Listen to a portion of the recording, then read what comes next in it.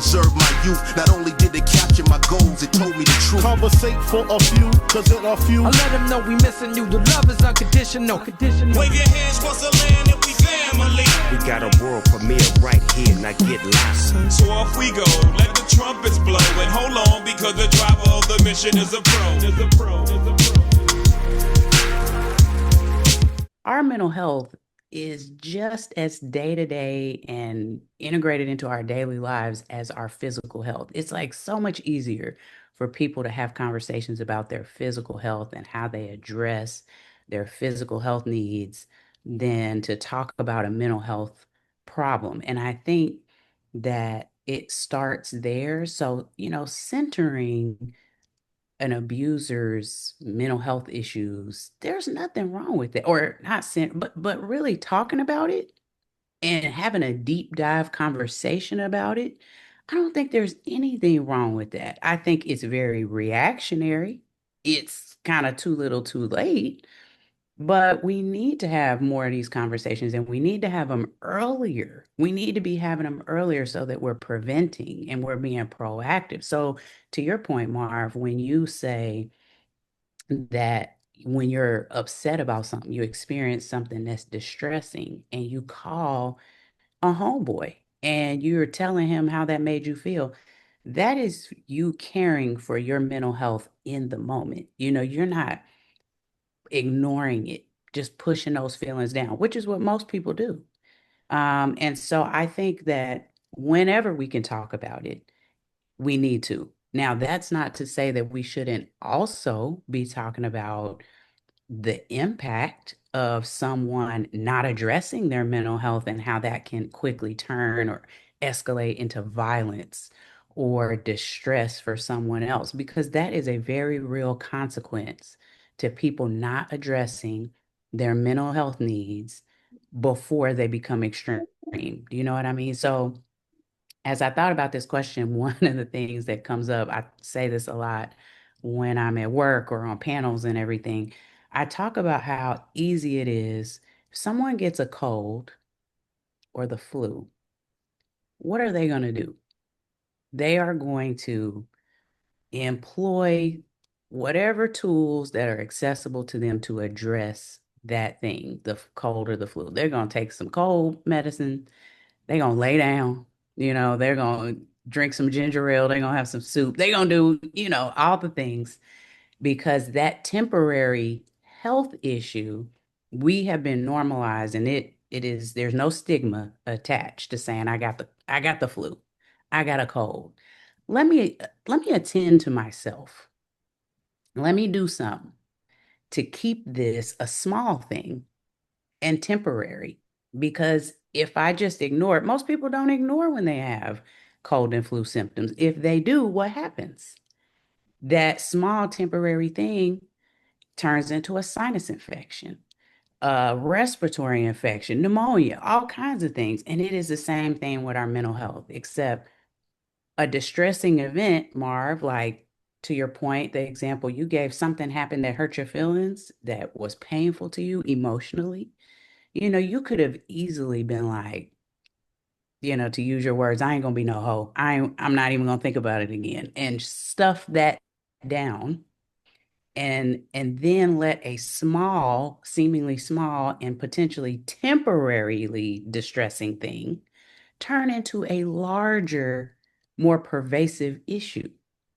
And that's what happens with the little things that happen in our lives that are distressing. If we don't attend to them, if we don't ask ourselves, what do I need? How do I feel about this right now? Do I need to call a friend? Do I need to cry about it? What kind of self-care do I need? What do I need to find a therapist about this? Is this something where I really need to seek a professional?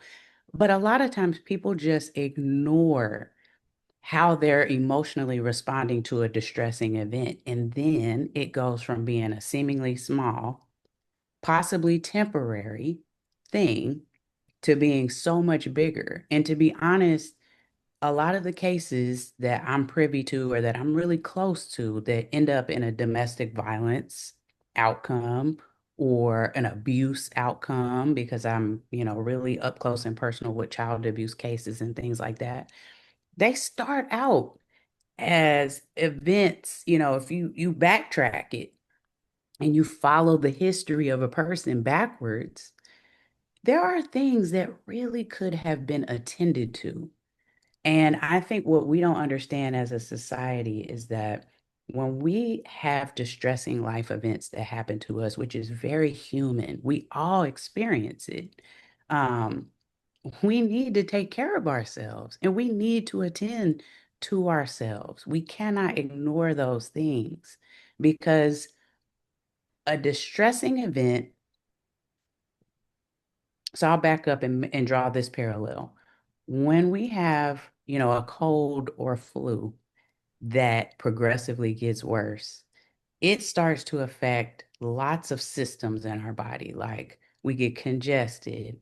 It can spread to your, ability or affect your ability to breathe. It can spread to your gut. It can just start to spread and impact all kinds of systems in your body. And the same thing happens with, I want to say our mental health, but really it's how you're responding to your life.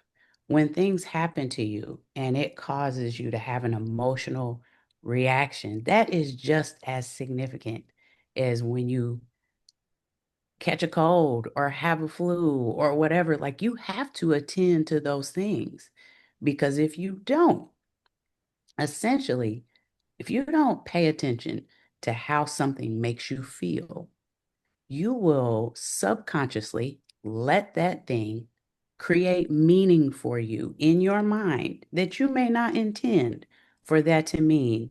So what I mean by that is when we experience something distressing, our brain naturally will make meaning out of that event and oftentimes create a belief about yourself or about the world that may or may not be true.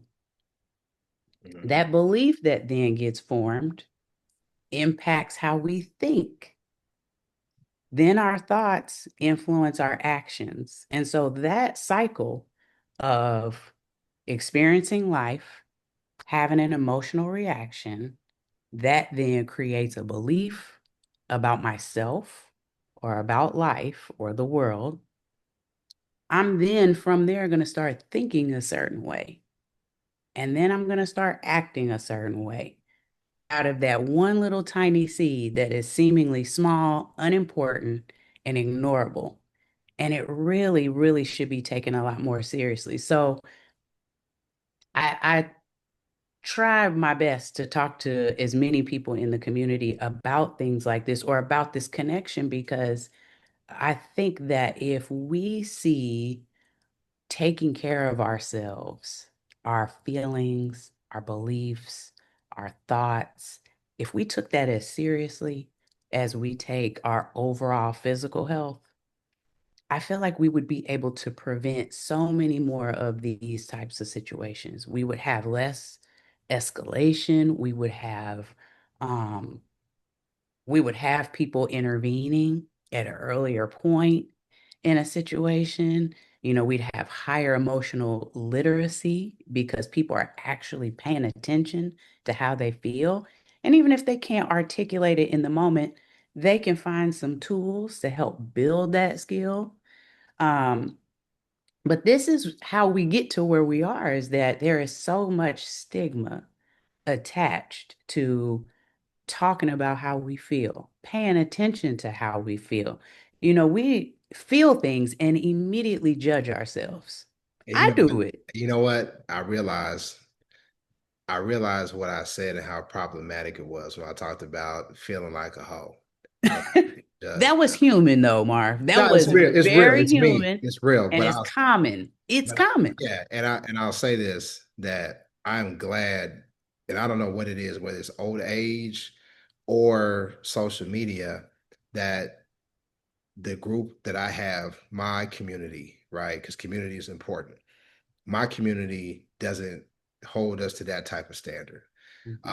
I talked a lot about my fraternity brothers. A couple weeks ago, we had a reunion back on Mizzou's campus. The three of us all, went to Mizzou, and we had a wonderful weekend.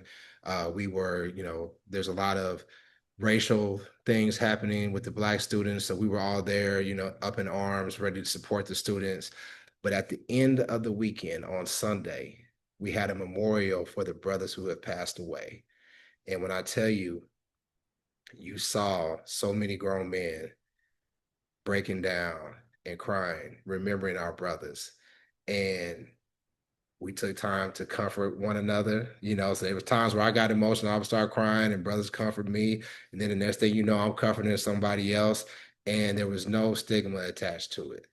And I'm thankful that I have that type of community, but I do recognize that there's a lot of brothers out here who do not have that.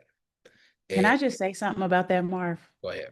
One, I love that y'all had that experience. And I want to say how probably that was extremely powerful for the undergrads to see you all, emoting, comforting, grieving.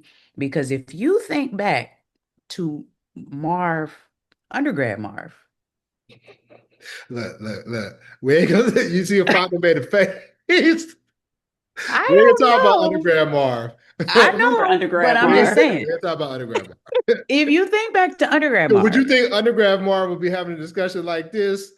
no, but No, also, sir. but A lot also of would growth. undergrad Marv have felt comfortable to emote in a grief situation like that? Would undergrad Marv have given himself permission to share his, his grief like that publicly? Probably not.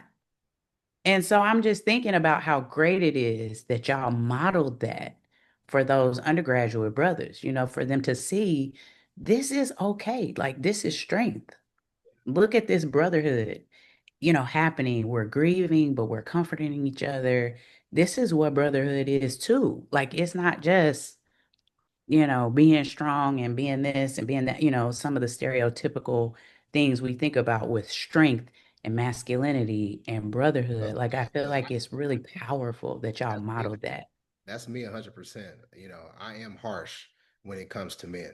And that's why, because the men that helped form me, like my father, my uncles, fraternity brothers, they weren't nice to me.